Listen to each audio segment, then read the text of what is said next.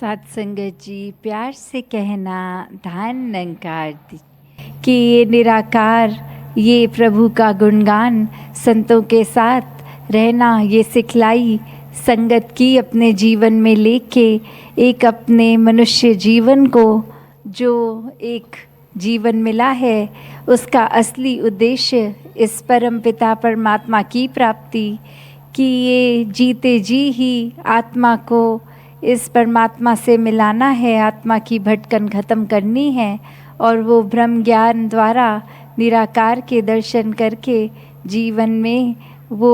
सारी मानवीय गुण एक रूहानियत से भरे हुए एक मानवीय जीवन को जीना है।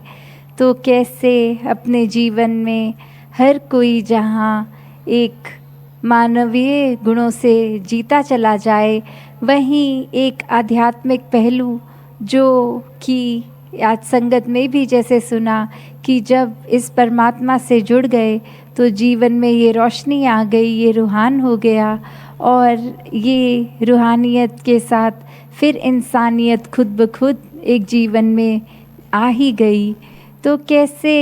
अपने जीवन को जीते जी जहाँ सभी ये मानवीय गुणों से तो जी रहे हैं, वहीं साथ में एक बात वही जो आज भी शिक्षा मिली कि कैसे सारे संसार के लोग भी एक हैं, ये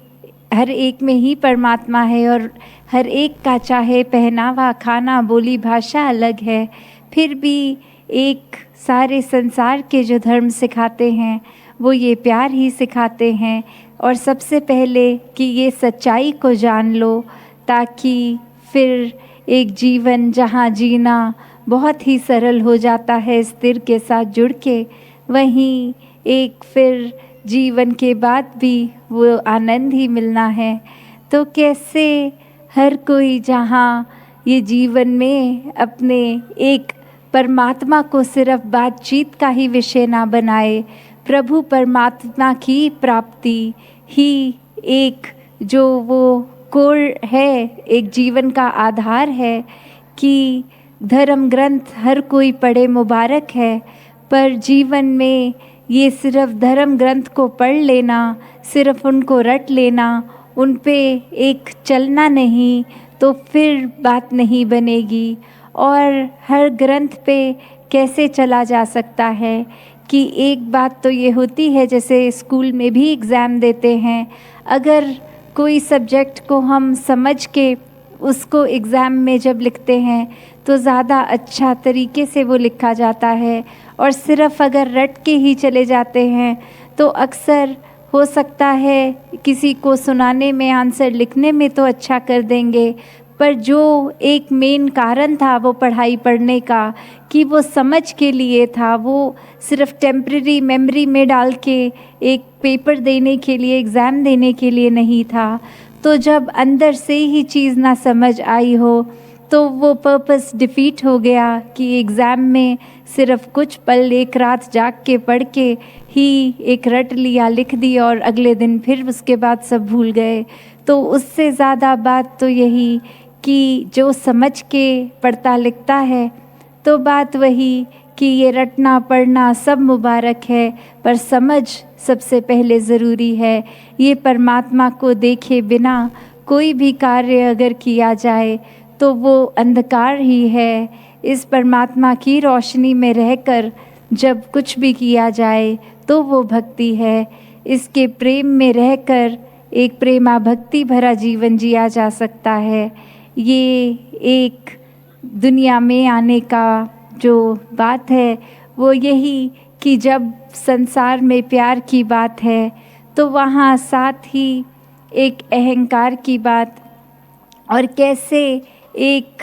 अहंकार वाले व्यक्ति और वर्सेस जो इस निराकार के आश्रय हर पल जी रहा है, तो वो बात वही आती है कि हर कोई चाहे किसी को जानता हो ना जानता हो, वो ज़्यादा समय अपना उसी के साथ व्यतीत करना चाहेगा जो अपनी वाहवाही ना कर रहा हो। वो इंसान जो एक हर एक को ही प्राथमिकता दे रहा हो, हर एक के साथ ही मीठा बोलता हो, एक खुद को ही संसार में सबसे सयाना, सबसे इंटेलिजेंट ना समझता हो।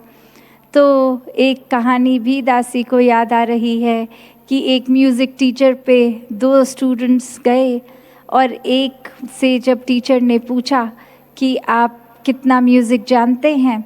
और उत्तर मिला कि कभी मैंने कोई भी वाजा यंत्र नहीं छुआ जीवन में, ना कोई संगीत के प्रति कभी भी कोई दिलचस्पी भी थी, वो बस अभी आई तो सोचा सीख लें। और वहीं दूसरा स्टूडेंट आंसर दे रहा कि मैं ऑलमोस्ट प्रोफेशनल ही हूँ।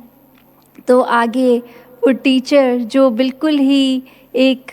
प्रोफेशनल जो नहीं था, बिल्कुल कभी उसने म्यूज़िक को एक सीखा ही नहीं था, उसको तो कहा आप आ जाओ कल से और आपके लिए फ़ीस नहीं है। और दूसरे व्यक्ति को कहा एक बहुत बड़ी अमाउंट बता के कि यह आपकी फ़ीस है, कल से आ जाओ। और अब वो दोनों ही एक दूसरे से देखकर ये हैरान हो रहे हैं, और जो इतना म्यूज़िक जानता था वो आगे से कह रहा कि मैं तो काफ़ी जानता हूँ, फिर भी गुरुजी ने ऐसा ज़्यादा क्यों फ़ीस लगाई। तो आगे से वो गुरुजी सुन के ये बात कहते हैं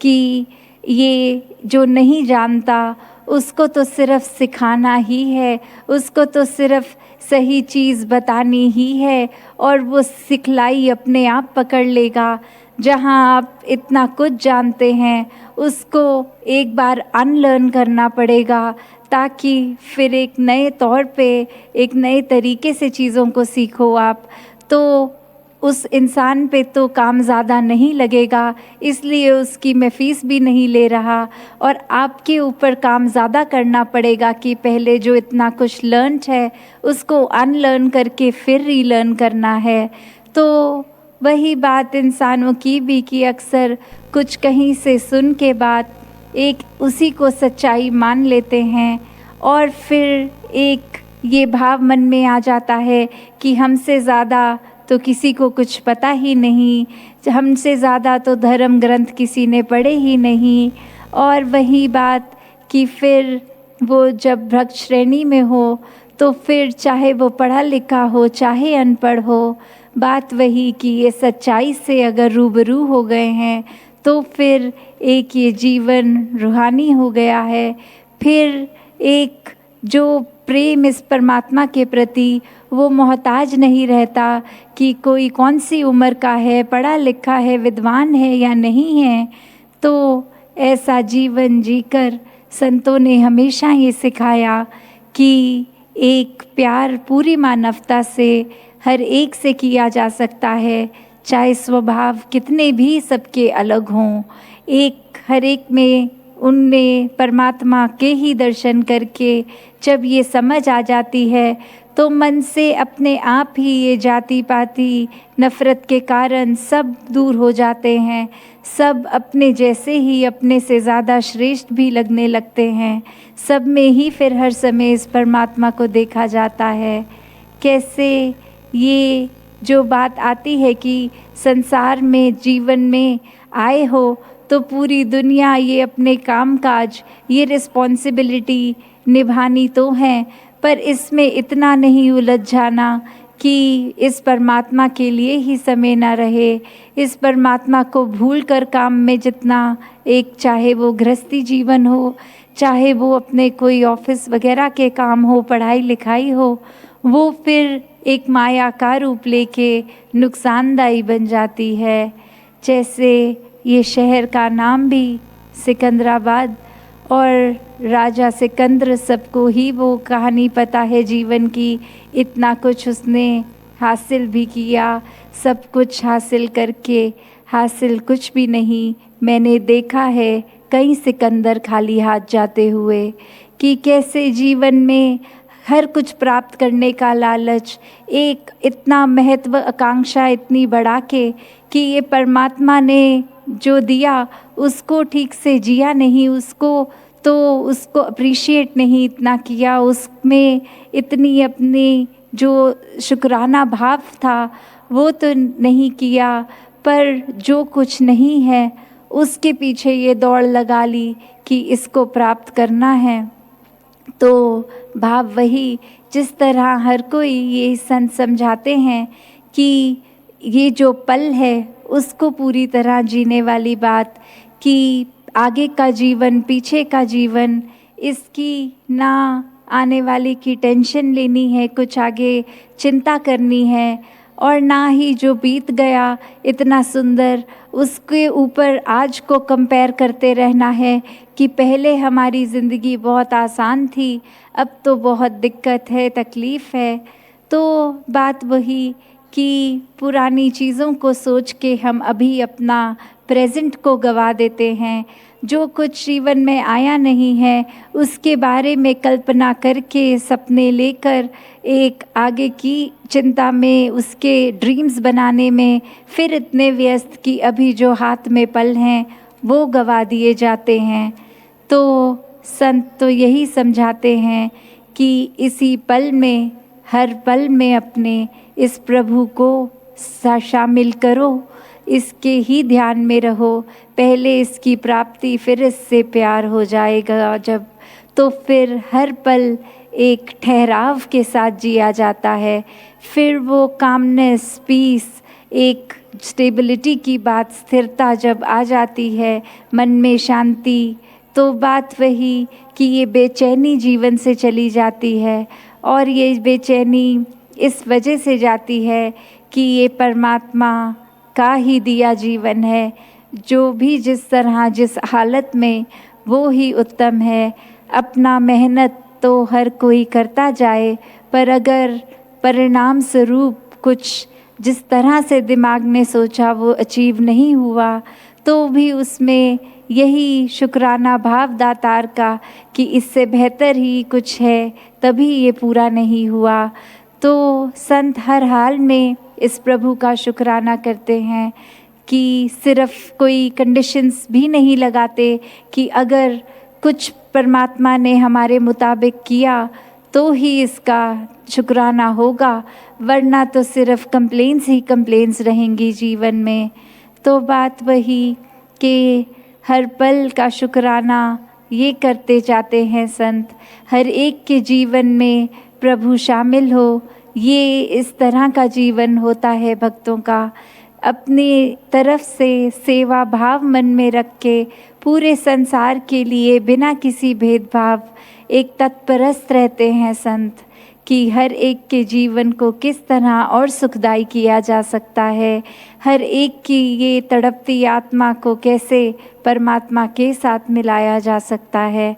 तो संत तो यही शुरू से, चाहे कोई भी एक हम कल्चर से बिलोंग करते हैं तो संतों को एक उनकी बोली को देख लें, किसी ने भजन रूप, किसी ने कविता रूप, किसी भाषा में भी किया, तो मुख्य संदेश हर एक का यही रहा कि इस परमात्मा से जो जुड़ गए उन्होंने तो जीते जी अपने जीवन को मुबारकबाद जीवन बना दिया, और जो इसको देख नहीं सके, इसकी भक्ति नहीं कर सके, इसके रंग में नहीं रंग पाए, उनका जीवन आया और गया, पर वो एक काम का जीवन नहीं रहा। तो कैसे जीते जी हर कोई जो इस जीवन को जी रहा है, ये मौका है अभी कि अपने जीवन का उद्देश्य प्राप्त करके इस निराकार को जान लें, इसको मन में बसा के अंग संग हर समय देखकर, फिर इस कादर की बनाई कुदरत में भी हर जगह ये नज़र आएगा। और ये जैसे जैसे सेवा सिमरन सत्संग मन करता है उतना ही और ये रंग भी पक्का होता रहता है। फिर संतों की वाणी पे